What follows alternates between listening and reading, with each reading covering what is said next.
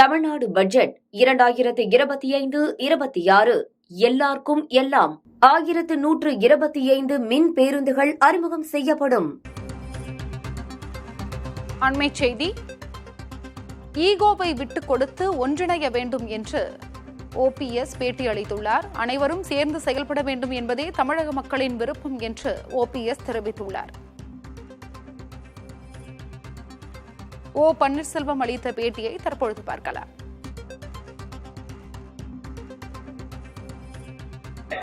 மீண்டும் மாண்புமிகு அம்மா அவர்களுடைய ஆட்சி தமிழகத்தில் 2026 வர வேண்டும் என்றால் பிரிந்து கிடக்கின்ற சக்திகள் ஒன்றிணைய வேண்டும் என்பதுதான் தமிழக மக்களுடைய கருத்தாகவும் அனைத்து இந்திய அன்னார முன்னேற்ற கழகத்தினுடைய அடிப்படை தொண்டருடைய கருத்தாகவும் இன்றைக்கு இருக்கிறது என்பதை நான் தெரிவித்துக் கொள்கிறேன்.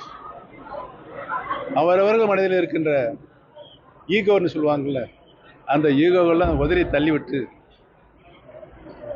நம்முடைய தலைவர்கள் காட்டிய வழியில் செல்ல வேண்டுமென்றால், மீண்டும் மாண்புமிகு அம்மா அவருடைய ஆட்சி தமிழகத்திலே மலர வேண்டுமென்றால், இந்த ஈகோ பிடித்து இருக்கின்ற தலைவர்களெல்லாம் தங்களுடைய ஈகோவெல்லாம் விட்டு கொடுத்து